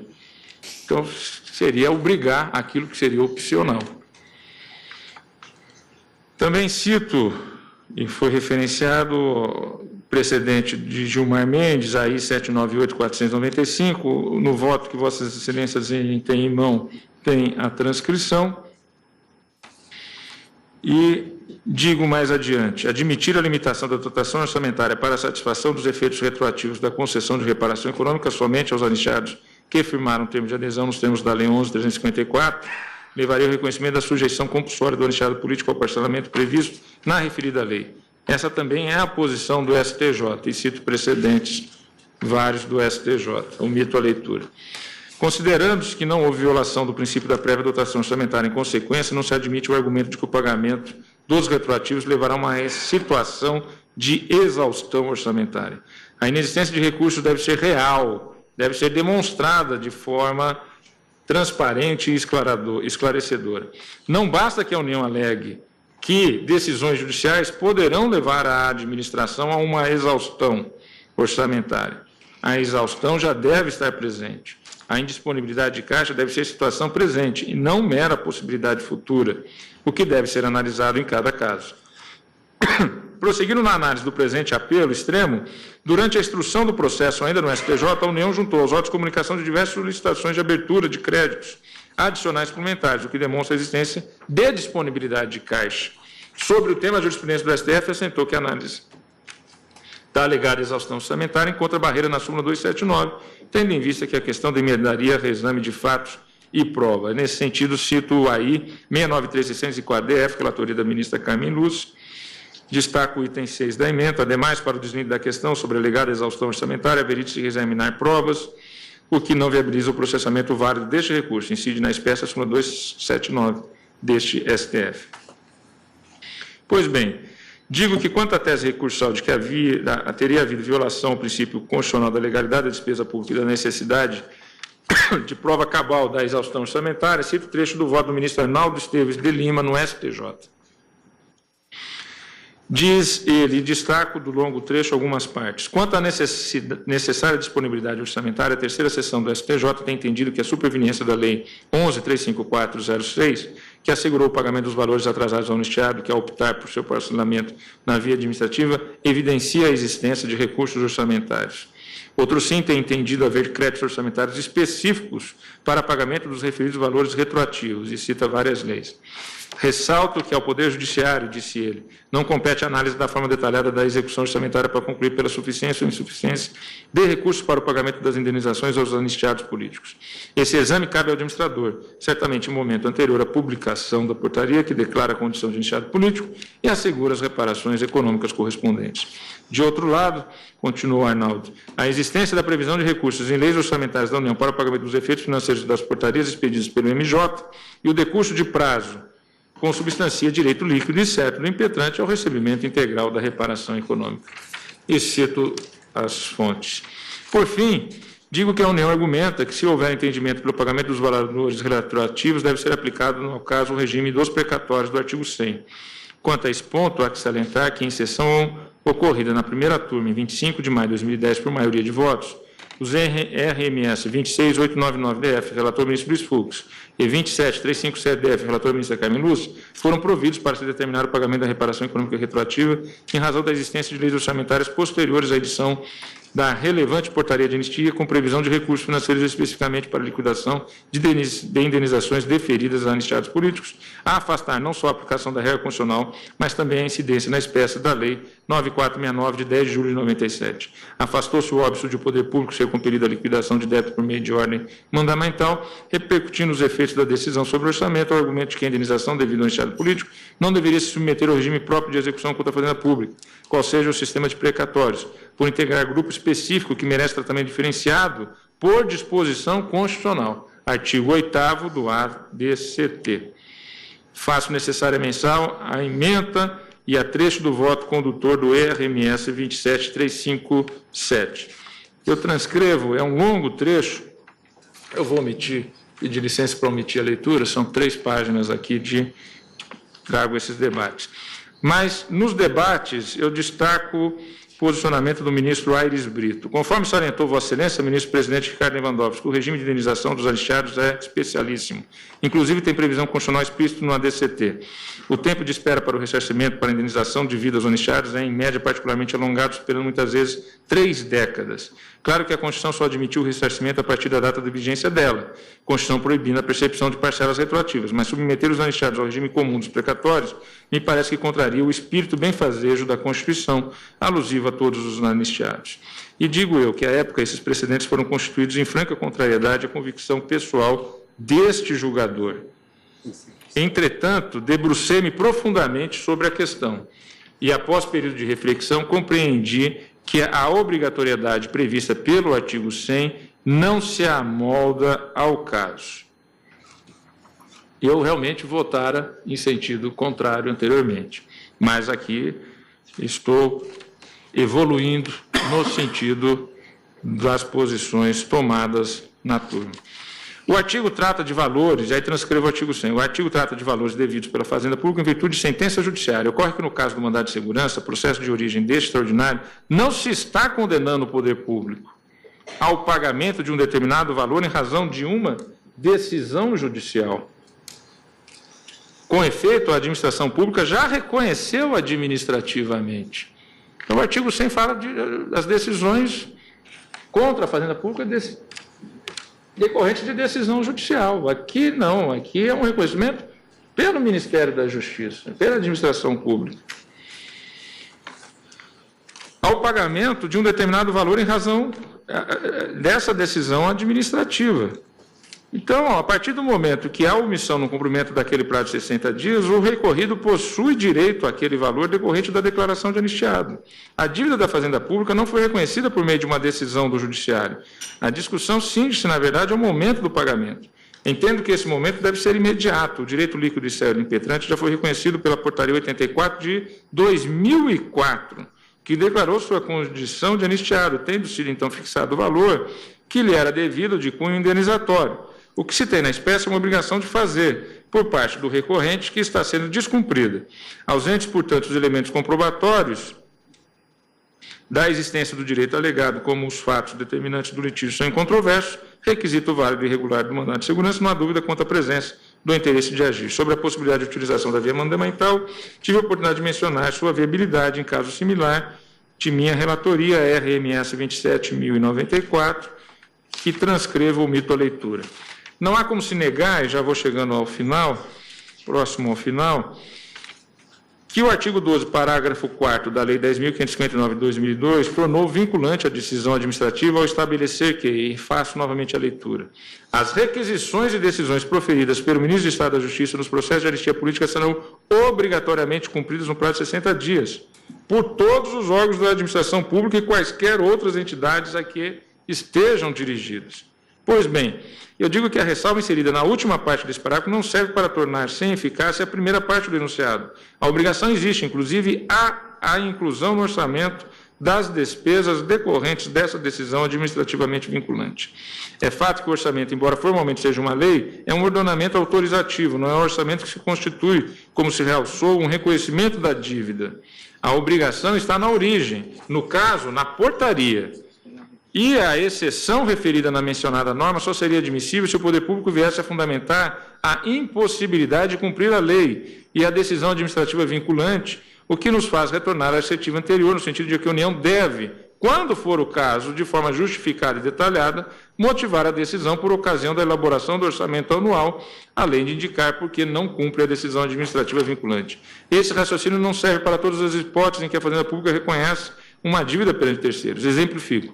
Havendo a emissão de nota de empenho acompanhada da demonstração da execução de determinados serviços prestados por particular e não honrando o município suas obrigações, a ação de cobrança será de todo exigível para a satisfação do crédito, sendo incabível a ação mandamental, ainda que exista efetiva, evidente obrigação da Fazenda Pública Municipal de pagar a contraprestação pecuniária respectiva e haja previsão orçamentária. A hipótese mencionada na Lei 10.559 de 2002 é excepcional.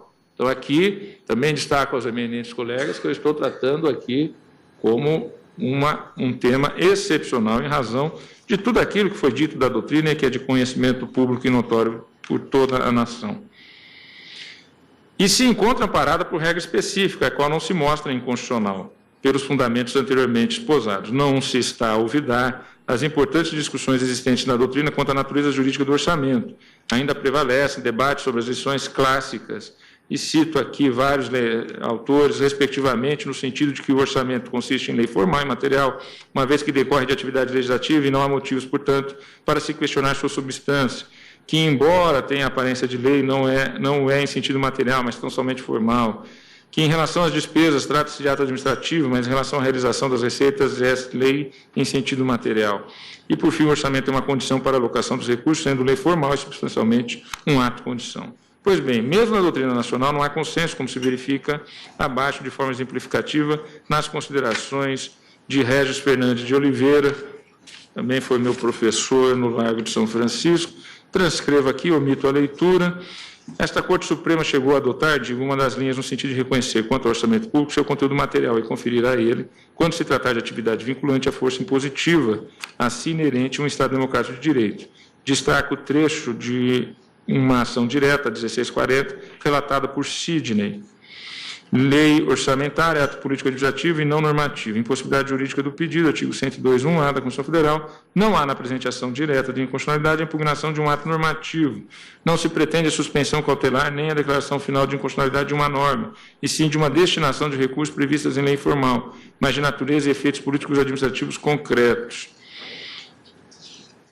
Mais adiante, da relatoria de Ellen Grace, a AD 4048, medida cautelar em ação direta de inconstitucionalidade, medida provisória 405, de 2007, abertura de crédito extraordinário, limites constitucionais, atividade legislativa excepcional do Poder Executivo, na edição de medidas provisórias, controle abstrato de constitucionalidade de normas orçamentárias, revisão de jurisprudência.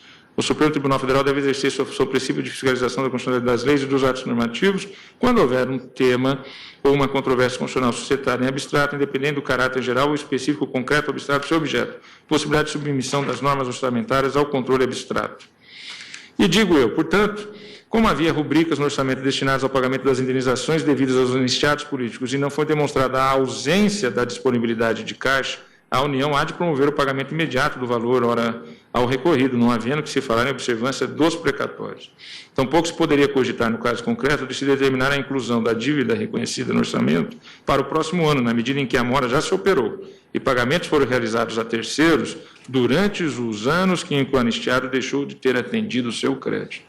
Ao longo desses anos em que esse recorrido não teve atendido os seus créditos, muitos outros foram pagos diretamente e sem ser por meio de precatório. Propõe, por fim, a fixação, então estou negando provimento ao recurso e proponho a fixação de teses, mas penso que eu poderia discutir as teses posteriormente. Sim, pois não. Caso O ministro prevaleça. relator vota pelo não provimento do recurso extraordinário. Ouvimos o voto do ministro Edson Fachin. Senhora presidente, eminente relator, eminentes pares, ilustres advogados que ocuparam a tribuna, eu estou substancialmente, senhora presidente, acompanhando a conclusão do eminente relator, recebi o voto de Sua Excelência nessa sentada e havia feito uma declaração de voto que vou juntar aos autos, considerando não apenas a relevância da matéria, mas também todos os aspectos que decorrem das premissas que fundamentam o debate deste tema. Vou apenas fazer uma referência, portanto, genérica a esta declaração de voto, eis que, nos seus termos literais, vou, portanto, juntar ao feito. Eu principio também subscrevendo a percepção que emergiu do eminente ministro Dias Toffoli quando se referiu à advocacia da União, relembrando que este caso remete a um reconhecimento de direito de 2004. Nós estamos em 2016, portanto, um lapso temporal expressivo que se passou. E não está, obviamente, em questão as premissas que levaram ao reconhecimento desse direito, mas quiçá devam ser lembradas para evidenciar que na narrativa constitucional brasileira, o artigo 8º do Ato das Disposições Constitucionais Transitórias assentou uma promessa na forma de um compromisso, como escreveu François Orsi na sua obra sobre o tempo no direito. Esse compromisso é uma norma vinculante, e especialmente a União. E, nesta medida em que o Brasil, ao enfrentar e superar esta passagem da história, o fez conjugando memória e reparação.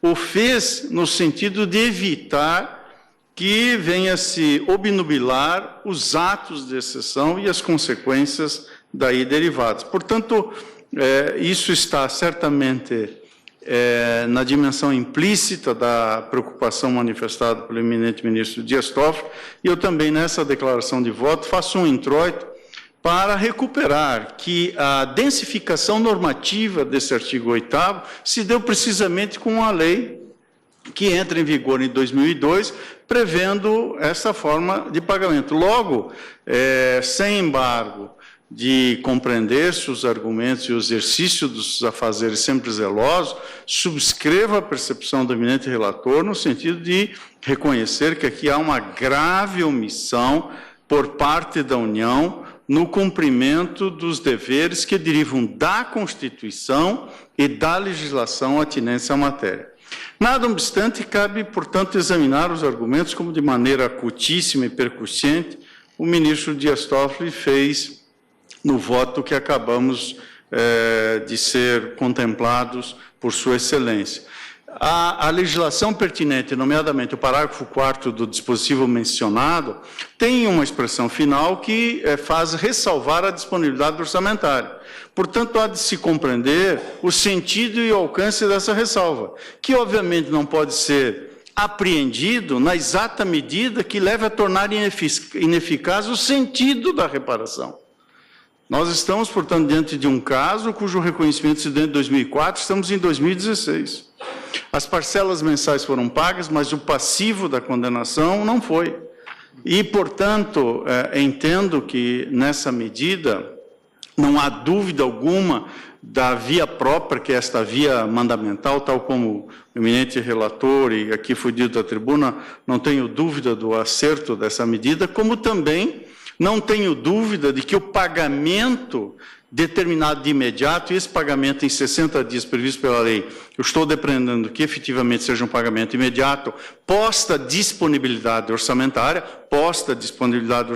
esse pagamento há de ser feito de imediato. E aqui, quiçá, uma aproximação, mas um pequeno dissenso bastante diminuto em relação à posição do eminente relator, ao contrário do que sustenta a União, e nisso estamos de acordo, não vejo incompatibilidade entre esse pagamento e o regime do artigo 100 da Constituição Federal. Não há incompatibilidade com o regime precatório. Mas também entendo que, se não houver pagamento imediato, mesmo havendo a disponibilidade orçamentária, cabe à União inserir esse pagamento no exercício orçamentário seguinte, para pagar. E se não o fizer, entendo que não é possível obstar o caminho da via judicial e, eventualmente, até mesmo da inserção em regime de precatório. Ou seja, não fecho esta porta, não estou, portanto, e creio que não haja exatamente um dissenso nesse sentido. O que eu estou, tal como o eminente relator, é refutando o argumento da União da incompatibilidade.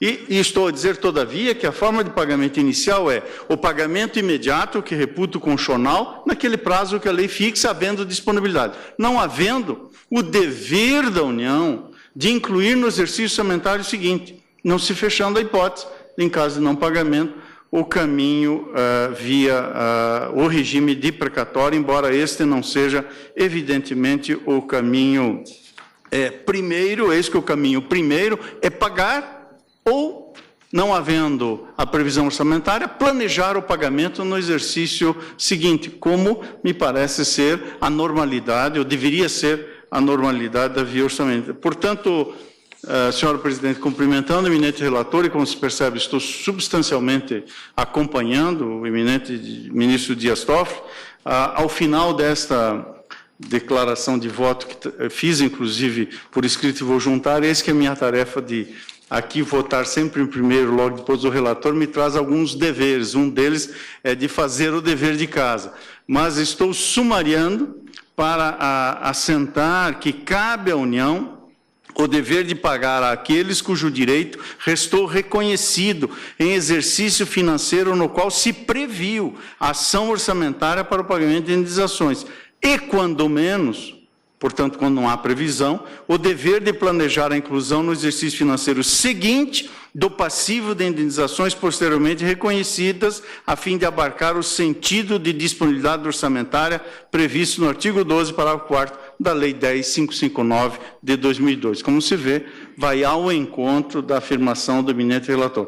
Como o reconhecimento da relevância do tema levou em conta o núcleo de saber se aquele pagamento de imediato, ou seja, no prazo da lei, era ou não constitucional, talvez a tese pudesse, e aqui depois submeterei a apreciação do eminente relator, a afirmação nuclear, pelo menos na linha do que Sua Excelência afirmou, eu estou a concordar, de que é constitucional a determinação de pagamento imediato de reparação a anistiados políticos. Dito isso, cumprimentando Sua Excelência, como voto, senhora presidente. Pois não. Como disse o ministro relator, depois de tomados os votos, ministro Fachin, ele apresentará a sua tese para que a gente, então, possa discutir apenas para a organização dos trabalhos. Ministro Roberto Barroso. Portanto, ministro Fachin, Vossa Excelência está acompanhando o relator no não provimento do recurso extraordinário. Okay.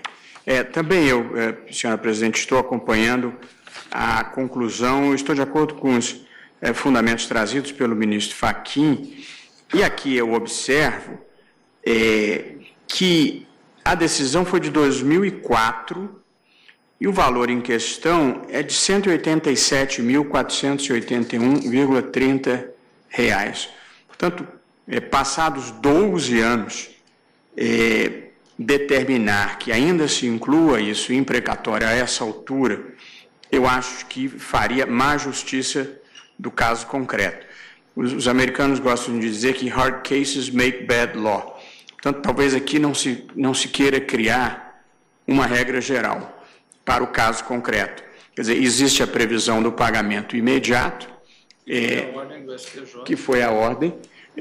Eu acho, como disse o ministro Fachin, que deve ser incluído no orçamento, e, em não sendo, a última alternativa seria o precatório, solução que, nesse caso concreto, me parece extremamente injusta, sobretudo se considerarmos que se trata de uma pessoa que tem 78 anos e que está esperando há mais de 12 anos.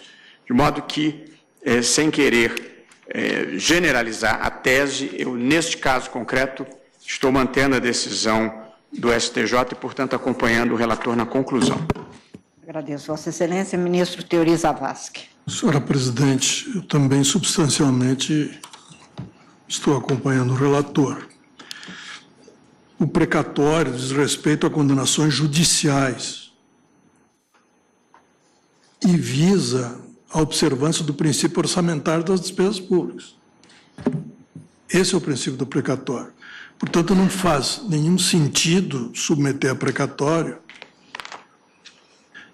débitos que não decorram de decisão judicial, mas é de reconhecimento administrativo, e ainda mais quando previsto na lei orçamentária. E, ano após ano, houve devolução de valores. Agora, eu penso, nós estamos aqui diante de um caso de repercussão geral, portanto, nós vamos ter que decidir algumas questões importantes. A primeira é a seguinte: como disse o ministro Barroso, se trata de um reconhecimento de um débito de 2004. Atualmente, não faz mais sentido imaginar o pagamento nesse exercício pela previsão orçamentária de 2004. O princípio da anualidade do orçamento impõe que, nesses casos concretos, e em outros que pode aparecer, mas eu acho que no próprio caso concreto é preciso que haja previsão orçamentária no exercício que está sendo executado.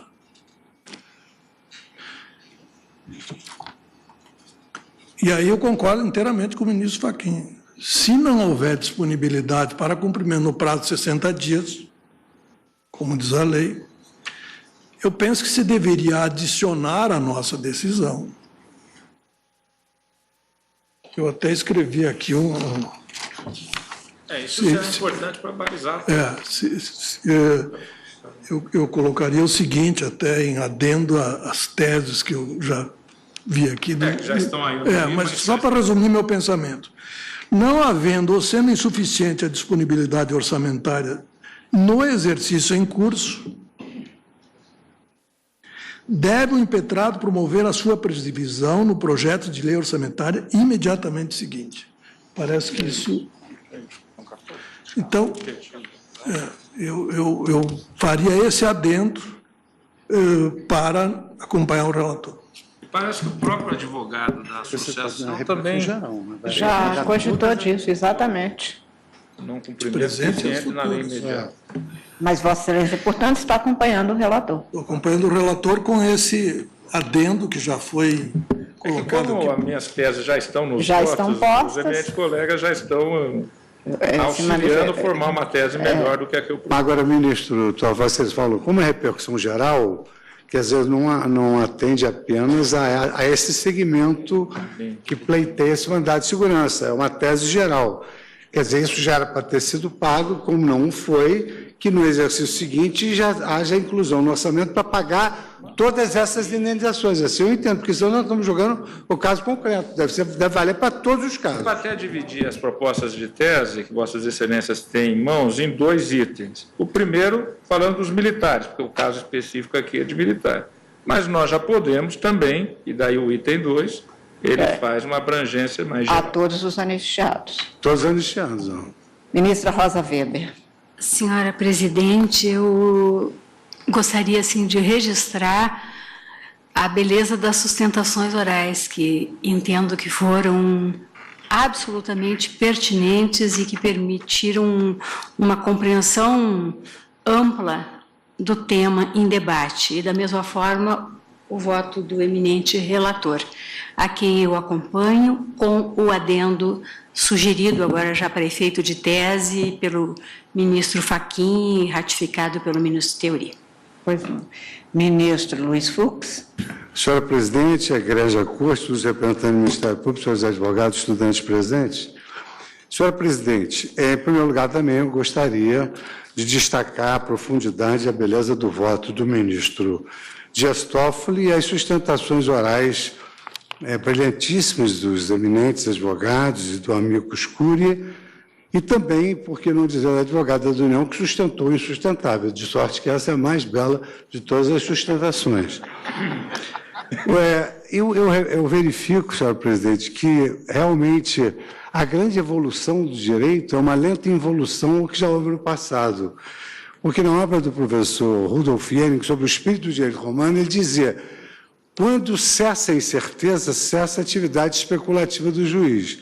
Então, esse é o tipo do caso que não há incerteza e não haveria por que promover-se uma ação que sequer haveria interesse de agir na medida em que a própria administração pública reconheceu o direito à parte através de um ato administrativo com a indicação dos valores devidos aos interessados. Aliás, diga-se de passagem que essa tem sido realmente uma tendência da administração pública, que vem reconhecendo que realmente ocupa um protagonismo passivo no judiciário e vem criando vários e vários meios de conciliação, de mediação, de solução extrajudicial dos litígios. Hoje mesmo eu tive a oportunidade de consultar uma norma que prevê que a União pode intervir, inclusive por interesse econômico, o que não é comum, normalmente é por interesse jurídico, e eu verifiquei que nessa lei, e o ministro Toffoli foi advogado da União, nessa lei há, inclusive, a possibilidade de transações, de acordos, de pagamentos e de extensão administrativa de pagamentos. Então, essa primeira questão que se colocou aqui, se seria cabível ou não mandado de segurança, nós, no STJ, pacificamos, até mesmo na sessão, que é a reunião das duas turmas, no sentido de que nem se há de cogitar de ação de cobrança aqui, porque não há nenhuma dúvida sobre a existência do débito, e sim um ato omissivo da administração. Com relação à questão, então, do cabimento do mandado de segurança, eu acho que não sobrou absolutamente nenhum resíduo de dúvida sobre o cabimento. Eu estava apenas preocupado com o âmbito de alcance dessa nossa repercussão geral. Então, devemos satisfazer a todos os anistiados que têm portarias com indicação de valores devidos. E sobejou também, evidentemente, que um argumento assim derradeiro da União sobre a reserva do possível, que não tem como fazer reavivar aqui aquele debate belíssimo de Otto Barhoff com Cassusta, porque aqui não tem reserva do possível, como o próprio relator mencionou no seu voto, havia destinação orçamentária. Então, tendo em vista o belíssimo voto do relator, as sustentações, e que gravita o tema decidendo em torno da dignidade da pessoa humana, que hoje é o centro axiológico do sistema jurídico constitucional e que, segundo a palavra dos doutos, ilumina o universo jurídico, eu não vejo como não acompanhar o relator integralmente. Pois não. Ministro Ricardo Lewandowski. Senhora presidente, eu penso que a principal dúvida relativamente a esse feito foi muito bem explicitada e resolvida pelo eminente relator, que trouxe um resumo, na verdade, um resumo bastante alentado de toda a jurisprudência do Supremo Tribunal em torno do caso. Há um leading case que, a meu ver, balizou a matéria no que tange ao cabimento do mandado de segurança para satisfazer a pretensão do ora recorrente, então, impetrante. E trata-se exatamente do mandado de segurança 24.953, do qual foi relator o eminente ministro Carlos Veloso, e que foi acolhido pela segunda turma de forma unânime. E, naquele caso, o ministro Veloso assentou, isto foi, como dito, aceito por todos os integrantes daquele sodalício, que a hipótese não consubstancia a ação de cobrança, e esta é a nossa preocupação, saber se o mandado de segurança pode ser utilizado como ação de cobrança. Mas disse o ministro Carlos Veloso que, no caso, o instrumento constitucional teria a finalidade de sanar a omissão da autoridade coatora que não deu cumprimento integral à portaria do ministro de Estado da Justiça. É disso que se trata, me parece que esse é o fulcro de toda a questão. Depois houve diversos pronunciamentos da Suprema Corte no mesmo sentido, Eu mesmo fui relator dos RMS 26879, 26949 e 27063, exatamente no mesmo sentido, entendendo que não se tratava de ação de cobrança, mas sim de sanar uma omissão da autoridade responsável para fazer cumprir a lei de anistia. Há uma questão que foi levantada pelo eminente ministro Teori Zavascki, que deve ser objeto de consideração por parte desse plenário, mas creio que a própria lei de regência já resolve essa questão no parágrafo 4º do artigo 12, que diz o seguinte: as requisições e decisões proferidas pelo ministro de Estado da Justiça nos processos de anistia política serão obrigatoriamente cumpridos no prazo de 60 dias por todos os órgãos da administração pública e quaisquer outras entidades a que estejam dirigidas, vírgula, aí me parece importante, ressalvada a disponibilidade orçamentária. Portanto, se não houver comprovadamente disponibilidade orçamentária, é claro que esse crédito deverá ser consignado no orçamento imediatamente seguinte, subsequente. Portanto, a própria lei já dá, a Lei 10.559 de 2002, já dá as diretrizes para a solução desse caso. Há uma questão que me preocupou e que é recorrente, o Supremo já se deparou com ela, é uma questão que foi suscitada pela eminente representante da Advocacia Geral da União, que é aquela de que teria havido fraude na concessão desta anistia. Mas também o artigo 17 da Lei 10.559 dá solução para esse problema ao consignar o seguinte: comprovando-se a falsidade dos motivos que ensejaram a declaração da condição de anistiado político ou os benefícios e direitos assegurados por essa lei, será o ato respectivo tornado nulo pelo ministro de Estado da Justiça, em procedimento em que se assegurará a plenitude do direito de defesa, ficando ao favorecido o encargo de ressarcir a Fazenda Nacional pelas verbas que houver recebido indevidamente, sem prejuízo de outras sanções de caráter administrativo e penal. O que impressiona neste caso é que, passado tanto tempo, esse procedimento ainda não findou. Se houver um procedimento que comprove a fraude, não obstante a decisão que tomarmos aqui, o impetrante, se agiu contra a lei ou abusivamente, ele terá que ressarcir os cofres públicos. Portanto, eu, cumprimentando o denso voto do eminente relator, o acompanho integralmente. Agradeço a Vossa Excelência, ministro Marco Aurélio. Presidente, há muito pouca coisa a ser dita a essa altura. E começo, presidente, tendo em conta o disposto no artigo 12, parágrafo 4º da Lei 10.559, que é uma lei de 2002. Nesse parágrafo, assinou-se um prazo de 60 dias, como foi ressaltado pelos colegas, para serem observados os pronunciamentos do ministro de Estado da Justiça nos processos de anistia política.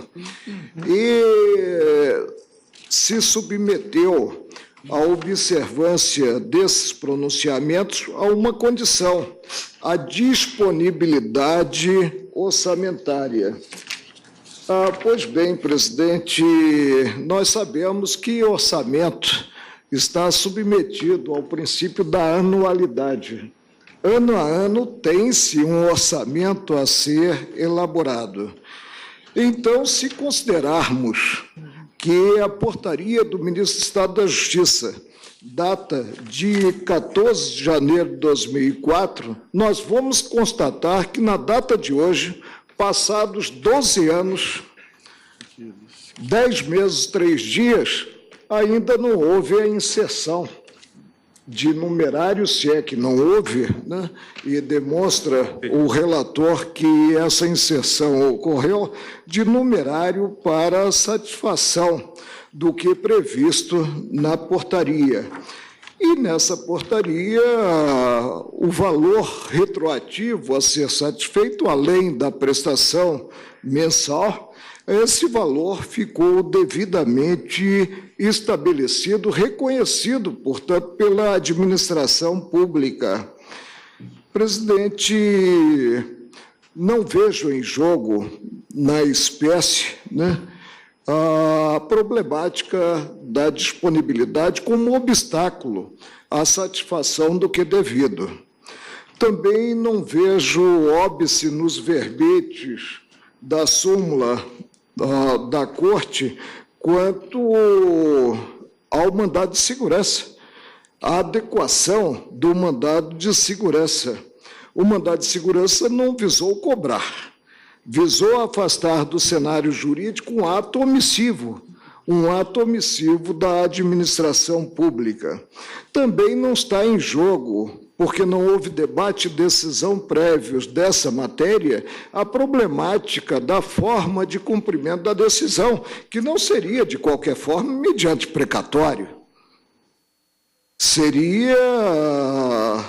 A forma seria simplesmente observar-se o que previsto na portaria. Então, nós não temos aqui como nos pronunciar, porque se nos pronunciamos, poderíamos concluir de forma negativa ao interesse em si do impetrante, já beneficiado com a ausência de manifestação do Superior Tribunal de Justiça, poderíamos concluir pela pertinência do precatório. Eu não emito, portanto, entendimento sobre essa matéria, muito embora não emito em termos de voto, mas o faço em termos de convencimento, já que não houve uma decisão judicial impondo uma condenação, como ressaltou o ministro Dias Toffoli, impondo uma condenação à Fazenda Pública.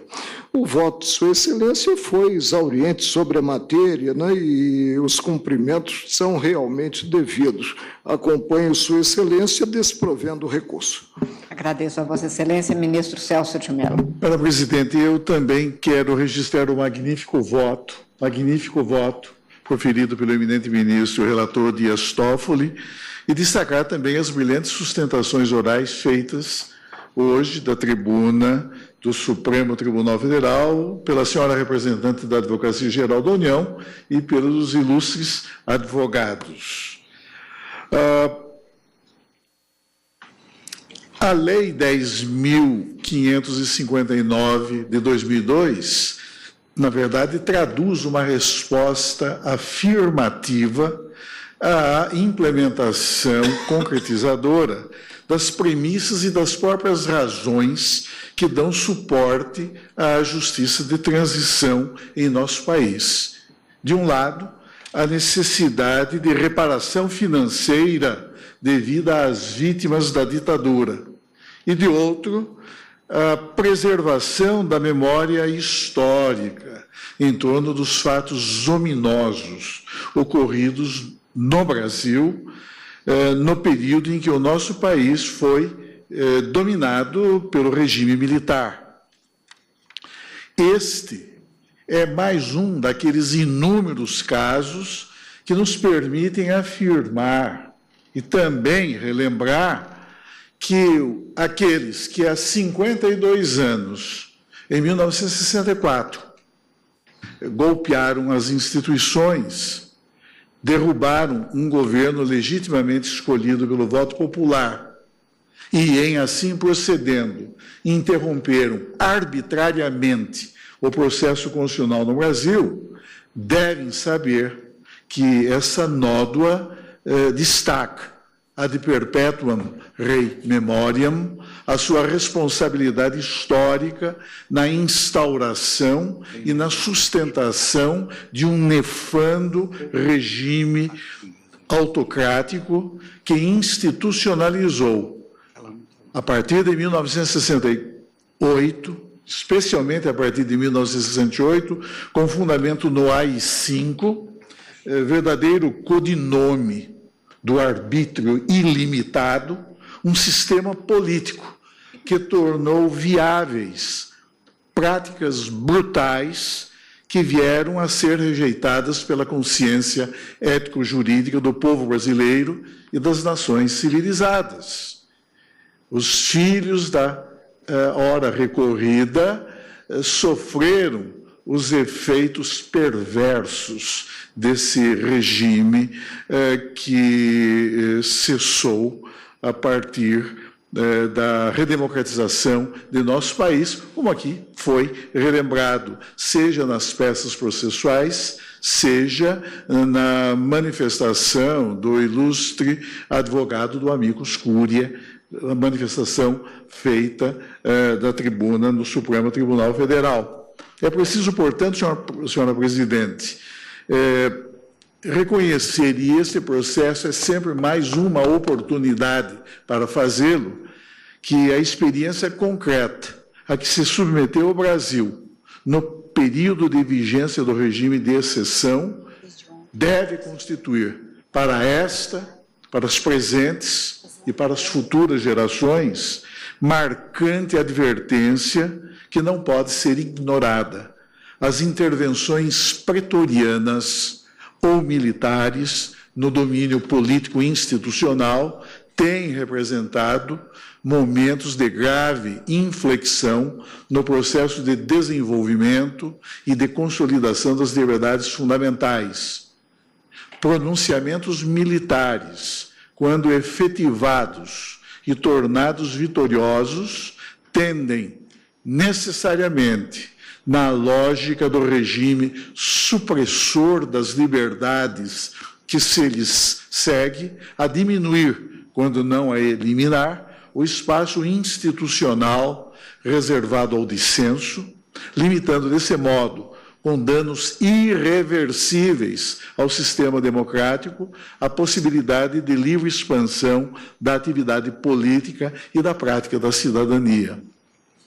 Dito isso, senhora presidente, tenho para mim que os fundamentos em que se apoia o doutíssimo voto proferido pelo eminente ministro Dias Toffoli e também os precedentes firmados nesta matéria,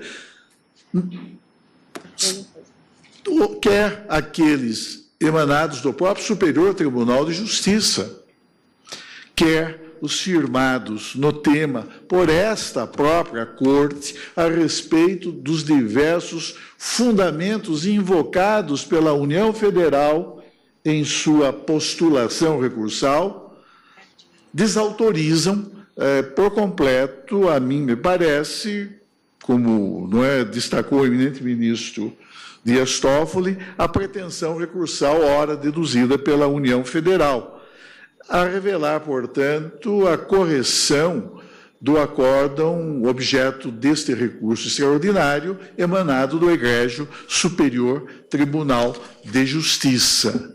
A mim me parece, senhora presidente, que se impõe, por isso mesmo, o improvimento do presente recurso extraordinário e, tendo em vista as teses formuladas, enunciadas pelo eminente ministro relator, a mim me parece que elas são procedentes com a observação feita no voto do eminente ministro Edson Fachin e, posteriormente, imediatamente secundado pelo eminente ministro Teori Zavascki. Portanto, nesse sentido, senhora presidente, e sendo absolutamente desnecessário tecer outras considerações, tendo em vista a forma como o eminente ministro Dias Toffoli examinou com profundidade e de modo bastante específico o tema, a mim me parece que realmente não se impõe outra solução que não a de negar-se provimento ao recurso extraordinário deduzido pela União Federal. Pois não. Agradeço a Vossa Excelência. Também tenho voto escrito que farei juntada, no mesmo sentido, acompanhado do ministro relator e citando os precedentes, alguns dos quais já foram mencionados até mesmo no voto do ministro nesta matéria, no qual já me pronunciei. E, portanto, proclamo o resultado, recurso ao qual se nega provimento nos termos do voto do relator, Senhores ministros, eu vou suspender a sessão para o intervalo e, na volta, nós, então, definiremos a tese apenas até porque durante o intervalo podemos conversar e já chegar com ela sentada, talvez. Fica suspensa a sessão por 30 minutos, voltaremos às 16h37.